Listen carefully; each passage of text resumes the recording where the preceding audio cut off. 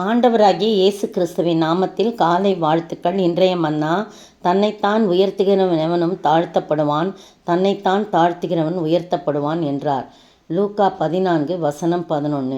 இயேசுவே இந்த காரியத்தை சொல்கிறத நம்ம பார்க்குறோம். அவரே தன்னுடைய வாயை திறந்து இப்படி சொல்கிறார். என்ன சொல்கிறான்னா, நீ அழைக்கப்பட்டிருக்கும் போதே 10 நீ எங்கேயாவது விருந்துக்கு அழைக்கப்பட்டிருந்தா நீ போய் தாழ்ந்த இடத்துல கடைசியில் போய் உட்கார். அப்போ அழைத்தவன் ஏன் இங்கே உட்காந்துருக்க சிநேகிதனே, வா முன்னால் உட்காருன்னு சொல்லும்போது எல்லார் முன்னுக்கும் உனக்கு கனம் உண்டாகும். ஆனால் நீ முதல்ல உட்காந்தினா இங்கே உன்னைய விட உயர்வானவங்க ஒருத்தவங்க வராங்க. 9 பாருங்கள். அப்பொழுது 8 ஒருவனால் கல்யாணத்துக்கு நீ அழைக்கப்பட்டிருக்கும் போது பந்தியில் முதன்மையான இடத்தில் உட்காராதே. உன்னிலும் கனமுள்ளவன் ஒருவேளை அவனால் அழைக்கப்பட்டிருப்பான். அப்பொழுது உன்னையும் அவனையும் அழைத்தவன் உன்னிடத்தில் அவருக்கு இடம் கொடு என்பான். அப்பொழுது நீ வெட்கத்தோடே தாழ்ந்த இடத்திற்கு போக வேண்டியதாய் இருக்கும். நீ அழைக்கப்பட்டிருக்கும் போது தாழ்ந்த இடத்துல போய் உட்காரு. அப்பொழுது உன்னை அழைத்தவன் சிநேகிதனே உயர்ந்த இடத்தில் வாரும் என்று சொல்லும்போது உனக்கு உன்னோடு கூட பந்தி இருக்கிறவர்களுக்கு முன்பாக உனக்கு கனம் உண்டாகும்னு சொல்கிறான். இப்படி எந்த ஒரு காரியத்திலும் நம்ம தாழ்த்தும் போது அவங்க தாழ்த்துறவன் உயர்த்தப்படுவான் என்று சொல்லப்படும்.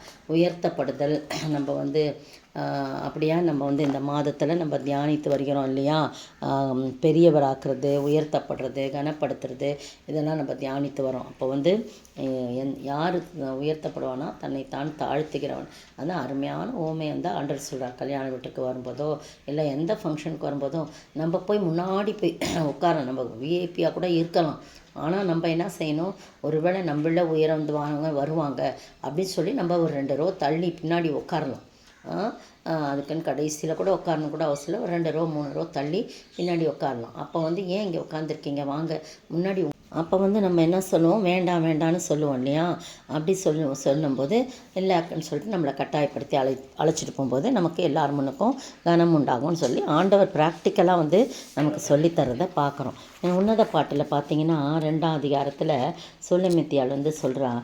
ராஜாவை குறித்து ஒரு பாடின பாட்டு அப்படியே பாடிட்டு வரும்போது சொல்கிறான், நான் காட்டு மரங்களுக்குள்ளே கிச்சிலி மரம் எப்படி இருக்குதோ அப்படியே குமாரருக்குள்ளே என் நேசர் இருக்கிறார்னு சொல்லி ராஜாவை குறித்து புகழ்ந்து சொல்லிட்டு, அவர் நிழலில் நான் வாஞ்சியாய் உட்கார்றேன், அவருக்கு அதன் கனி என் வாய்க்கு மதுரமாக இருக்கிறது, என்னை விருந்து சாலைக்கு அவர் கொண்டு போனார், அங்கே ராஜாக்களோடு என்னை உட்கார வைத்தார், என்மேல் பறந்த கொடி அவரது நேசமே அப்படின்னு சொல்லி அவருடைய அன்பினால் என்னை விருந்து சாலை கொண்டு போய் அவரோட உட்கார வச்சு திராட்சை ரசத்தால் என்னை தேற்றினார், கிச்சிலி பழத்தால் என்னை ஆற்றினான்னு சொல்லி சொல்கிறாங்க. அப்போது நம்ம சாதாரணமாக இருந்தாலும் ஆண்டவருக்கு பிரியமான, ஆண்டவரிடத்திலே அதிகமான அன்பு செலுத்தும். இந்த அன்பின் மிகுதி தான். அந்த அன்பு செலுத்தும் போது அவர் நம்மை விருந்து சாலைக்குள் கொண்டு ராஜாக்களோட பெரியவர்களோட அமர செய்து நமக்கு ருசியான பதார்த்தங்களை கொடுப்பார் என்று சொல்லி பார்க்குறோம். இதை சொன்ன உடனே எனக்கு ஒரு சம்பவம் ஞாபகம் வந்தது. 2 சாமுவேல் 9ஆம் அதிகாரத்தில் யோனத்தான் நிமித்தம் என்னால் தயவு பெறத்தக்கவன் எவனாவது சவுலின் குடும்ப வீட்டாரில் மீதியாக இருக்க உண்டான்னு தாவீது கேட்குறார். அப்போது சவுலின் வீட்டு வேலைக்காரனாகிய சீபா என்னும் பேருள்ளவன் தாவீது இடத்துல அழைத்து வந்தாங்க. ராஜா அவனை பார்த்து, நீ தான் சீபாவனாங்க? ஆமான்றான். தேவன் நிமித்தம் நான் சவுலின் குடும்பத்துக்காருக்கு தயவு செய்ய வீட்டாரில் யாராவது மீதியாக இருக்கிறாங்கன்னு கேட்டவுடனே சீபா சொல்கிறாரு ராஜாவை பார்த்து, இன்னும் யோனத்தானுக்கு 2 கால்களும் முடமான ஒரு குமாரன் இருக்கிறான்னு சொன்னான். அவன் எங்கே என்று கேட்டபோது உடனே சீபா ராஜாவை பார்த்து, இதோ அவன் லோதே பாரிலே அம்மியேலின் குமாரனாகிய மாகீரின் வீட்டில் இருக்கிறானோ, போய் அழைச்சிட்டு வானோன்னு அங்கே அழைச்சிட்டு வராங்க. அப்போ சவுலின் குமாரனாகிய யோனத்தானின் மகன் அவன் பேர் மேவி போசைத்து தாவீதினிடத்தில் அழைத்து வந்தபோது அவன் முகம் குப்புற விழுந்து வணங்கினான். அப்போ தாவீது மேவி போசைத்தே அப்படின்னு அன்பாக கூப்பிட்றான். அவன் இதோ அடியேன்னு சொன்னோன்னே தாவீது அவனை பார்த்து, நீ பயப்படாத, உன் தகப்பனாகிய யோனத்தான் நிமித்தம் நான் நிச்சயமாக என்ன பண்ணுவேன், உனக்கு தயவு செய்வேன், உன் நிலங்களெல்லாம் நான் திருப்பி தருவேன், நீ என் பந்தியில் நித்தம் அப்பம் புசிப்பாய் அப்படின்னு சொல்கிறான். எவ்வளோ ஒரு ஆச்சரியமான காரியம் இல்லை. எங்கேயோ இருந்த அவனை கொண்டு ராஜாவோட கூட அமர வச்சு பந்தியில் அப்பம் புசிக்கும்படியாக வைக்கிறான். அப்போ ராஜா அவன் வணங்கி பாருங்கள், எவ்வளோ தாழ்த்துறான் பாருங்கள். அவன் வணங்கி, செத்த நாயை போல இருக்கிற என்னை நீ நோக்கி பார்க்கிறதுக்கு உமது அடியான் எம்மாத்திரம்னு கேட்குறான். பார்த்தீங்களா, அவனும் ஒரு ராஜாவின் பேரன் தான் இல்லையா? கால் முடமாக இருக்குது. ஆனால் இப்போ யோனத்தான் இறந்துடுறான், சவுல் இறந்துடுறான். இப்போ கேட்பாரற்று சீந்துவாரற்று காணப்படுறான். ஆனால் அவன் என்ன சொல்கிறான்? செத்த நாயை போல் இருக்கிற என்னை நீ நோக்கி பார்க்கிறதற்கு உமது அடியான் எம்மாத்திரம்னு சொல்கிறான். அப்போ ராஜா சவுலின் வேலைக்காரனாகி சீபாவை அழைத்து அவனை நோக்கி, சவுலுக்கும் அவர் வீட்டாருக்கும் எல்லாருக்கும் இருந்த யாவையும் உன் எஜமானனுடைய குமாரனுக்கு கொடுத்துட்டேன். ஆகையால் நீ உன் குமாரையும் உன் வேலைக்காரையும் கூட்டிக் கொண்டு உன் எஜமானுடைய குமாரன் புசிக்க அப்பம் உண்டாக்கும்படி அந்த நிலத்தை பயிரிட்டு அந்த நிலத்தில் நீ பலனை சேர்ப்ப அப்படின்னு சொல்கிறான். ஆனால் இவனோ சீபா ராஜாவை நோக்கி, ராஜாவாகிய என் ஆண்டவன் தமது அடியானுக்கு கட்டளையிட்டபடியெல்லாம் நான் செய்கிறேன், உமது அடியானாகிய நான் செய்வேன் என்றான்.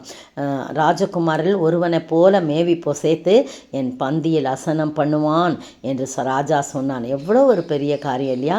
ஆனால் அவன் டெய்லி ராஜாவின் பந்தியில் அசனம் பண்ணிக்கிறான். எந்த பண்ணால அவன் எருசலேமிலே தங்கிவிட்டான். இந்த அருமையான வேளையிலே நீங்களும் நானும் ராஜாதி ராஜாவாகிய ஆண்டவரோடு நாம் பந்தி இருக்க வேண்டும் என்று சொன்னால் நாம் என்ன செய்ய வேண்டும்? நம்மை தாழ்த்த வேண்டும். நம்மை தாழ்த்தும் போது அவர் நம்மை உயர்த்த வல்லவராயிருக்கிறார். அப்படிப்பட்ட ஆசீர்வாதத்தை நாம் பெற்று வாழ ஆண்டவர் தாமே கிருபை செய்வாராக. ஆமென். எல்லாம் உருகுதையா உந்தன் அன்பை நினைக்கையிலே தன்னாலே கண்ணு கலங்குது, கர்த்தாவே உம்மை நினைக்குது. இந்த தெள்ளு பூச்சிக்கு நல்ல வாழ்க்கையை தந்தீங்க, என்னை நல்லவனாக்கி அலையில் வைத்து கொண்டீங்க. தேற்றிட ஒருவரில்லை, ஆற்றிட யாரும் இல்லை, தூற்றிட பலரும் உண்டு, சேற்றை வீசும் மனிதருண்டு. ஏற்றிடும் என் விளக்கை தேற்றும் எந்த தெய்வமே, பொற்பரனே சற்பரனே உம்மை நான் என்றும் துதிப்பேன். இந்த தெள்ளு பூச்சிக்கு நல்ல வாழ்க்கை தந்தீங்க, என்னை நல்லவனாக்கி அலையில் வைத்து கொண்டீங்க. ஸ்தோத்திரிக்கிற ஆண்டவரே. அப்படிதான் ஆண்டவரே மேய்ப்போ சேர்த்து பாடியிருப்பார் ஆண்டவரே. அதே போல் ஆண்டவரே கர்த்தாவே, தாவீது கூட ஆடு மேய்த்து கொண்டிருந்தவரை உயர்த்தி வச்சிங்களே அரசனாக, தாவீது கூட அப்படி தான் பாடியிருப்பார் ஆண்டவரே. என்னையும் கூட ஆண்டவரே, எங்கேயோ கடந்த என்னையும் ஆண்டவரே நீ தூக்கி எடுத்து நிறுத்தி உடைய ரத்தத்தினாலே கழுவி சுத்திகரித்து ஆண்டவரே, அப்பா நீ உயர்த்தி வச்சிருக்கிற கிருபைக்காய் ஸ்தோத்திரம் ஆண்டவரே. தொடர்ந்து உம்முடைய ஆசீர்வாதத்தினாலே எங்களை நிரப்பி கர்த்தாவே, மற்றவர்களை குறித்து நாங்கள் எதையும் நினைக்காதபடி நாங்கள் உண்மை மட்டும் பார்த்து ஆறுதல் அடைந்து தேறுதல் அடைந்து ஆசீர்வாதத்தை பெற்றுக்கொள்ள நீ கிருபை செய்ய வேண்டும் என்று கர்த்தரும் மீட்பரும் ராஜாவுமாய் இயேசு கிறிஸ்துவின் விலையேறப்பெற்ற நாமத்தில் ஜெபிக்கிறேன் பிதாவே, ஆமீன். நேற்றைய பதில்: அவர்களில் ஐஸ்வர்யம் உள்ளவர்கள் கொடுமையால் நிறைந்திருக்கிறார்கள். மீகா 6:12. இன்றைய கேள்வி: யாரை என்ன செய்ய வேண்டாம், யாரை என்ன செய்ய வேண்டாம், யாருக்கு முன்பாக உன் எதை திறவாமல் என்ன செய்ய வேண்டும், யாரை என்ன செய்ய வேண்டாம், இன்னும் யாரை என்ன செய்ய வேண்டாம், யாருக்கு முன்பாக எதை திறவாமல் என்ன செய்ய வேண்டும்.